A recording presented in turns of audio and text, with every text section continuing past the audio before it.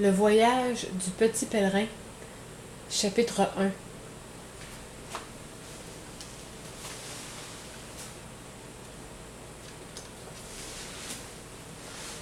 Petit chrétien entend parler de la cité céleste. Petit chrétien habitait dans la grande ville de destruction. Au long des heures, un joyeux peuple de fillettes et de garçons s'amusait dans les rues. En été, le soleil luisait, rendant toutes choses avenantes.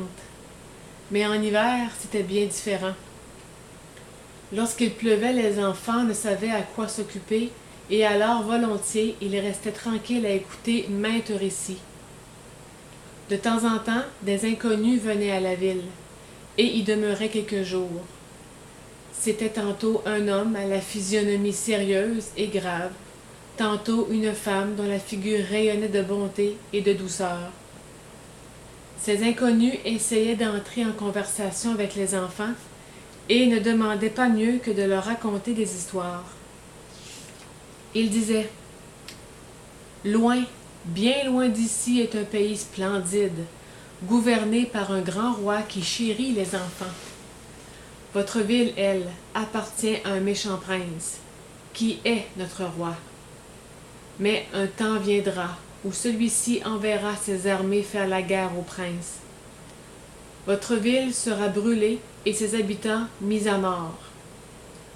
Que deviendrons-nous alors? Demandaient les enfants. Et les inconnus de répondre, quittez la ville, partez d'ici maintenant, tandis que vous êtes jeunes et forts, et mettez-vous en quête du pays de notre roi. Dans la céleste cité où il règne, vous serez parfaitement en sécurité. Souvent, petit chrétien avait entendu l'appel des inconnus. Il y avait même réfléchi plus d'une fois. Mais lorsqu'il en parlait à ses camarades et leur proposait d'aller à la cité céleste, il le raillait, prétendant que ce n'était que des contes imaginaires. Il n'y avait ni roi, ni cité céleste, et nulle part il ne serait mieux et plus à l'abri que dans leur belle ville de destruction. Cependant, petit chrétien était convaincu que les inconnus disaient la vérité. Un jour, il trouva un vieux livre, dans lequel ces choses étaient consignées. Il y était parlé du roi, de la céleste cité, du méchant prince et de sa ville, qui une fois devait être brûlée par le roi. Naturellement, il se hâta de montrer le livre à ses camarades, mais hélas, ils se gossèrent de lui en disant « Ce livre a été écrit il y a des centaines d'années. Il ne sert plus à rien maintenant. L'armée du roi n'est encore jamais venue et ne viendra probablement jamais. Ce que nous avons de mieux à faire pour le moment, c'est surtout de nous amuser. » Mais petit chrétien n'avait aucun désir de se divertir. Il se sentait las et malheureux, et s'asseyant à l'écart, il se demanda s'il ne pourrait pas trouver, sans aide, le chemin de la cité céleste. Il n'était qu'un bien faible garçon. Pourrait-il faire seul un aussi long trajet?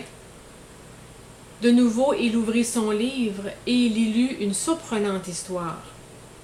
Elle racontait qu'un jour, le fils du roi était venu à la ville de destruction.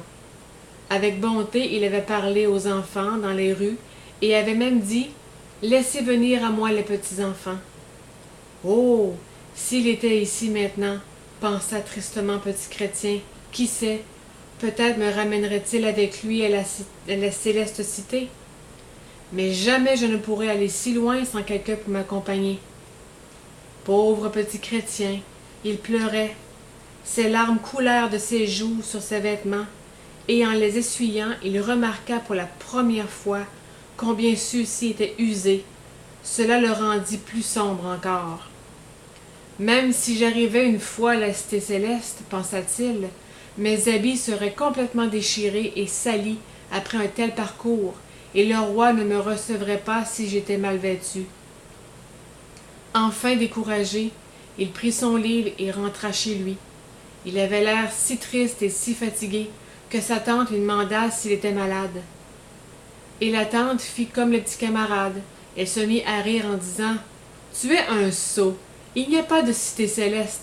Si tu veux écouter ce que vous promettent ces inconnus, il t'arrivera malheur. » Alors Petit Chrétien s'en alla se coucher et pleura jusqu'à ce qu'il s'endormît.